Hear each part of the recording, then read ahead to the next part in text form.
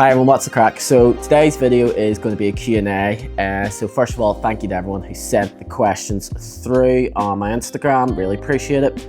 Thought this would be a good video to shoot. We've touched on a couple of different topics and I've had questions coming through both on LinkedIn and on my Instagram about like different things. People questioning like, how do you do this and how do you do that? So thought I'd put out different question box, gather a couple of questions and then hopefully answer some more. There was a lot of questions on sort of like the beginning and how I started. We've answered a couple on this here, but also what I would say is have a look back on sort of the first video. It's sort of my journey and talks about this a lot more in depth and sort of my motivations and stuff like that there, how I got started. So yeah, we'll get started here. So the first question is, how did you first get started in business and what inspired you to take the leap? Well, I think really for me, how I got started, I was always interested in business to begin with, so it was something I was always going to do eventually. I took voluntary redundancy roughly actually about 2 years ago, it kind of worked out as, and how I looked at it was, right, I'll take this here and I'll get another job, maybe work in that job, get a bit more experience and then set up my own business in whatever. I was dabbling a bit more in property at that stage, so applied to a load of jobs, got to final interviews, a lot of them. I think it was about maybe 3-4 months down the line, I got in the final interview of what would have been a job I would absolutely loved.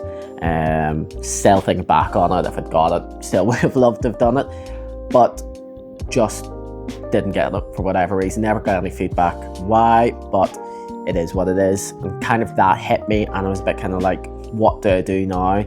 I'm not going to be given, it just felt like I wasn't going to be given an opportunity. And if I was going to make something, I had to do it myself. So that's kind of where I went, right, I'm going to go all in on property and another venture. Started going in property, learning more, really diving deep into it. Then found e-commerce and it was kind of from there. That's sort of the beginnings of the journey and how we got here. What was your biggest setback in property? I've been fairly lucky in that I haven't had what people would maybe call like a setback of where I bought a property and lost a load of money in it or had big issues with it, which I didn't expect. I've been really good in my due diligence on any property I've done. I think that comes from my own learning and sort of my own psychology around property, is that to take my time on it and find the right deals, understand that if I'm not sure about it, don't do it. But probably the biggest issue I've had in property was actually in and around the time I took the voluntary redundancy. There was a property which I viewed almost as perfect, needed minimal work done, bits and pieces on the electrics to get it up to sort of what you need for a rental property. But it was, got emotionally attached to it, and that was sort of the biggest learning. So we ended up, I think, I signed the contract, then the vendor who was meant to sign the contract didn't, came up with an excuse. I think they said they were ill, so that was the first excuse. And then they were then meant to sign it next week, just went radio silent, said sorry they were busy. We then had to actually get a sort of mortgage offer extension, and we did that, and then it turned out that by the time all was said and done and I pulled out of it, the vendor was meant to sign 7 times and didn't, and that was sort of the biggest lesson that I learned, because it left a real bitter taste in my mouth after it, that got really actually quite emotionally attached to the property and to the deal and wanted to make it work.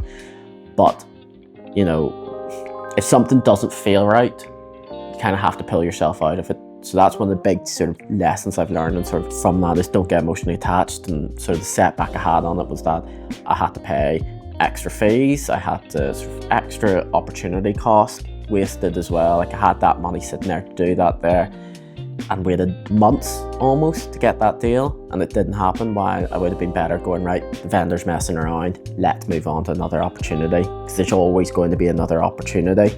And I sort of didn't take that, but you know, that was actually probably a good lesson I've learned, and since I've never actually got emotionally attached to a deal. As soon as I think someone's messing around and I get a bad feeling, I'm kind of like, right, you either stop that or I'm out. And you know, that's an opportunity to take. And I think when you are investing in property, that's a really good attitude to have. How important is it to have a mentor? So I actually think it's really important to have a mentor, but I almost think like people have now got the mentor term has got a bit of a bad rap on it. Because you get finding people are turning around saying they're mentoring X, Y, Z when they've only done that maybe 6 months, a year, haven't really been through sort of the ups and downs, pitfalls, know what's going on. They're not really investing themselves, and it's a bit of a grift to get money. The big thing I would sort of say is, if you're going to find a mentor, find one who has been there, done that, has been there for a few years and done that, and is also sort of investing in themselves as much as you are investing. That's really, really important to get right. So I've been lucky enough, I've had really good mentors to actually answer the question. So when you have a really good mentor, they're going to be able to guide you, tell you what's happening, what's going on, the issues which you might not know about because you just don't have the experience.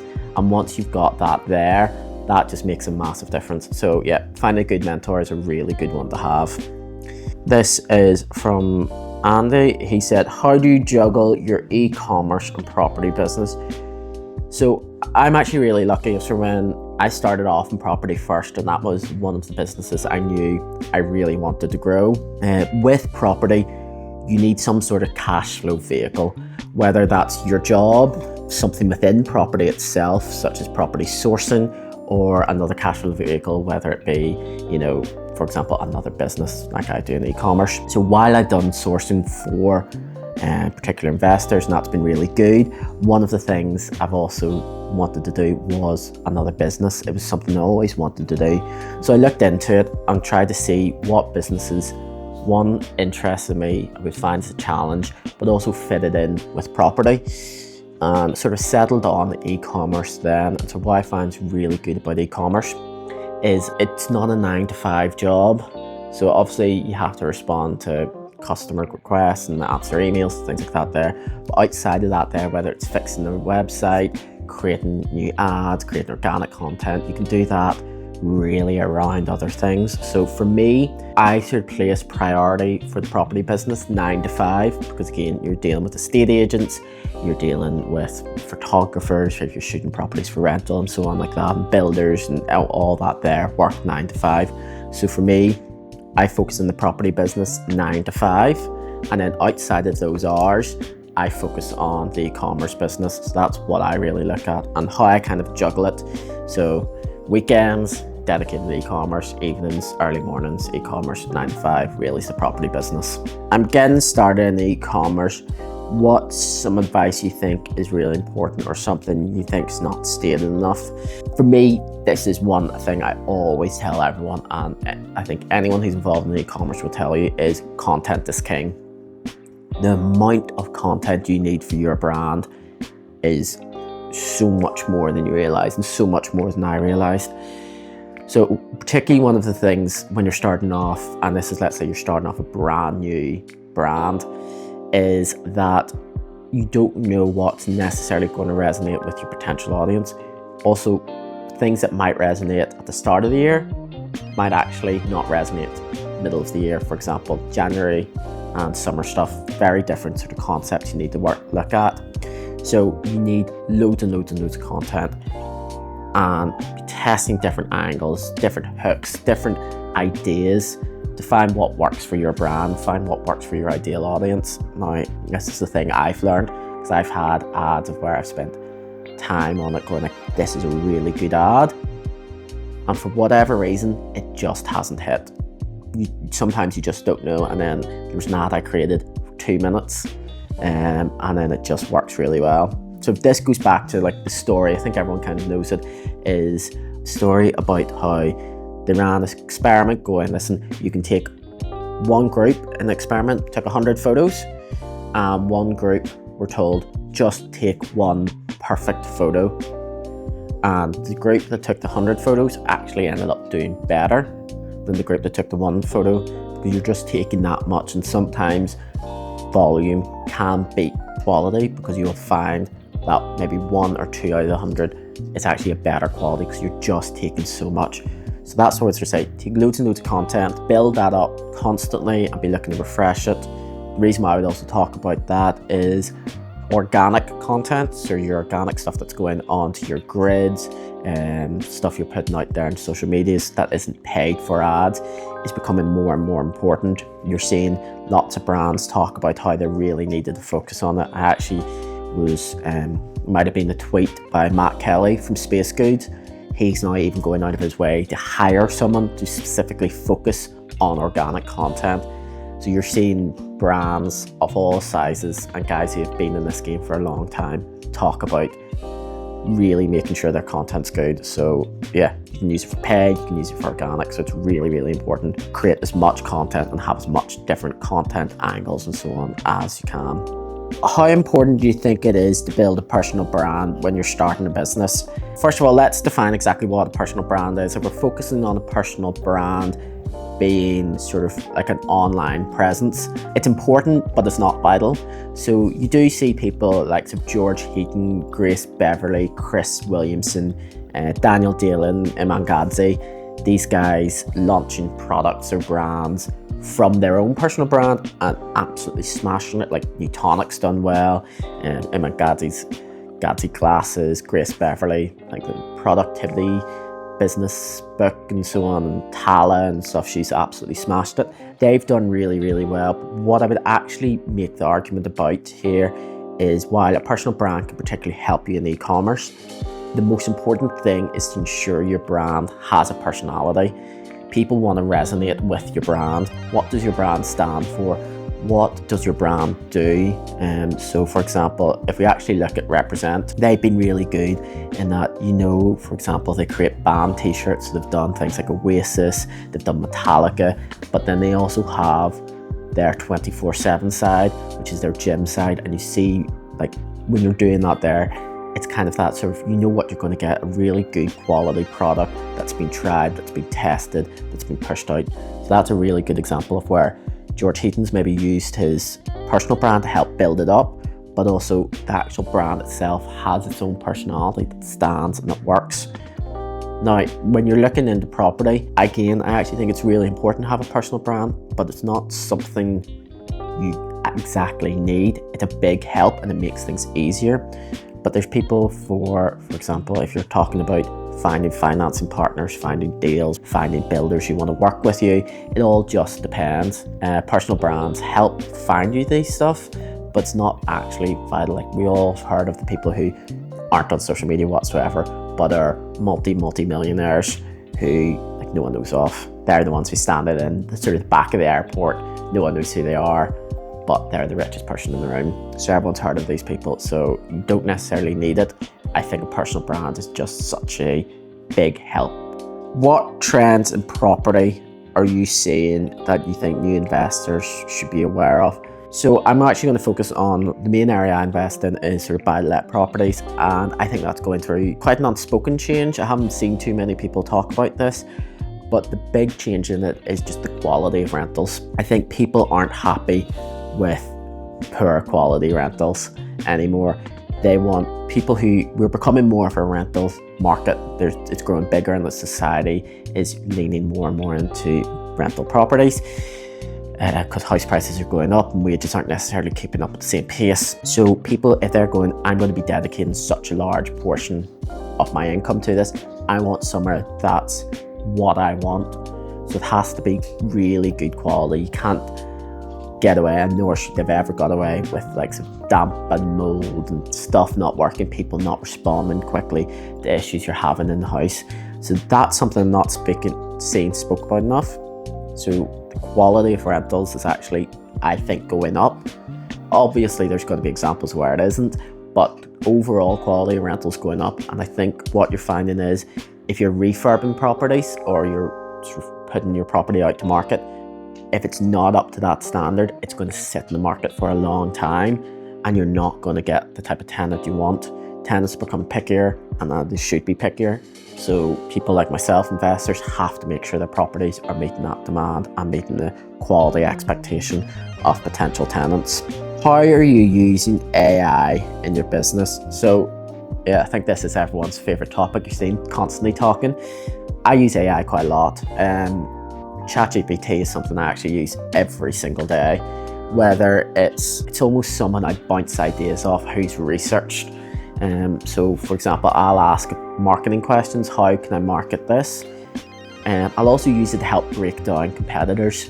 How are they framing stuff? What's their marketing strategy? And comparing it to mine.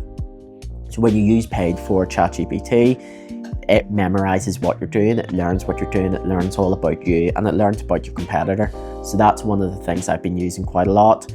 But you're also starting to see, for example, Google has integrated Gemini into the search. So you're seeing how important that is and how good that is for everything. But also one of the things is I use Shopify to help set up my store. You're probably using AI more than you realize, but I think if you're not integrating it and looking to use it to help you in different ways, you are going to be left behind. So yeah, really to answer your question is I'm using it in everything, absolutely everything. If I can use AI to help me, whether it's cut down admin tasks, help me create ideas, help me word things better, yeah, everything I can use it for, I'm trying to use it for. I think it's a great tool. What crossovers are there between property and e-commerce? So I actually really like this question, and something I've used quite a lot. So for how I would look about it is I've almost productized my rental properties. So if you think about e-commerce is really about you've got the product and how do you get that product out there to reach your ideal target market. I don't think people often think about properties and rental properties in particular that way.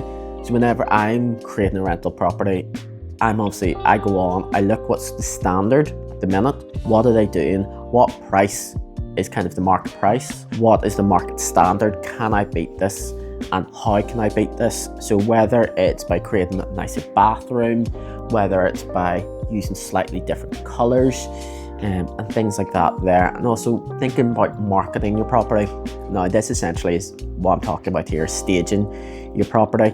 So when I'm staging the property, what colours can I use to help make it stand out? You know, when you're looking on Rightmove and you're looking through sort of Property Pal, particularly here if you're in Northern Ireland, you're scrolling through a lot. How can you make something pop out? And sometimes you really need that to make it stand out in what is a crowded marketplace.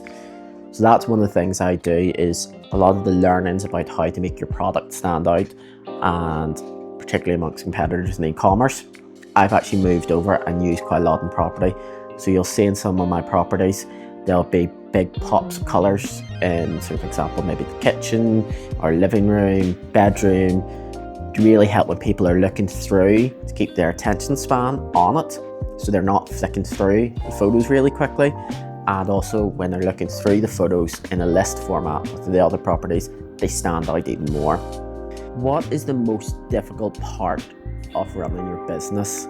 One, you're running it, at the minute for me, I'm running the businesses by myself. Now I work with people in sort of like maybe a subcontracting role and things like that, which is great, but everything comes through me, every decision's through me, which I love as well, but it's also not having that person to be able to really bounce ideas off, to really take some of the stress, some of the questions, some of the decisions away from you, is something you know, it's just constant. You're constantly having to be there, you're constantly having to answer your phone, you're constantly having to do this. It's like a never-ending barrage of stuff.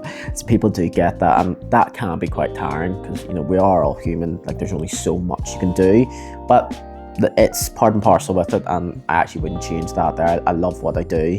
The second part of this here, kind of what would I say is the most difficult part, is actually goes with your e-commerce business, particularly e-commerce, is I think anyone who's involved in e-commerce will know this.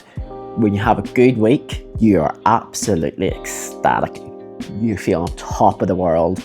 But when you have a bad week, you're low. Like you're wondering what's going on. Why are my ads hitting? Are they starting to tire out? Is there something wrong with my website? No, do I need to do more conversion rate optimization? What do I need to do? Sometimes it's just nothing. It's just the way the week is, and you never know, and that's also one of the issues. So yeah, your mood swings can go up and down quite a lot. I think a lot of people within it feels like they're almost a bit bipolar because of that, but you know, it's just part and parcel of the game.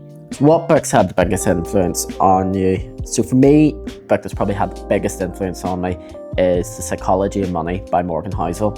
So this isn't really maybe necessarily a business book, it's more of an investing book, but I would actually argue it's more of a mindset book, and you see a lot of people talk about it. I know Stephen Bartlett's talk about it, I've seen him on Chris Williamson's podcast and various different podcasts.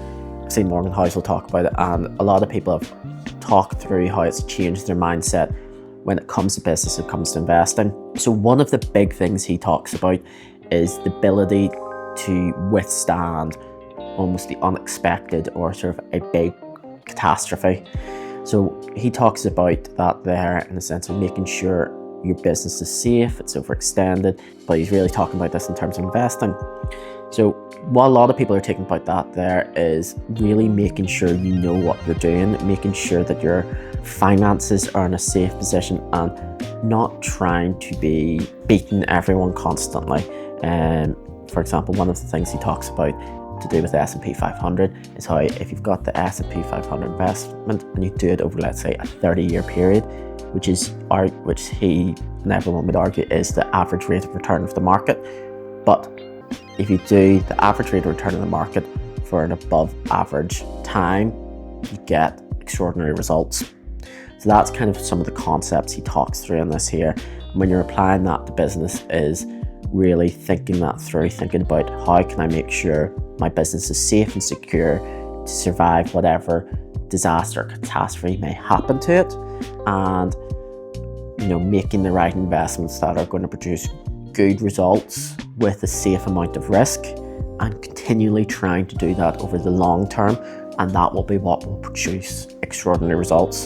So that's kind of what I'm looking for now. Like, I'm not looking for Hail Mary sort of passes in terms of business. What I'm really looking for is what can I do that will move my business forward without risking my business. And again, I apply that to property and apply that to the e-commerce business.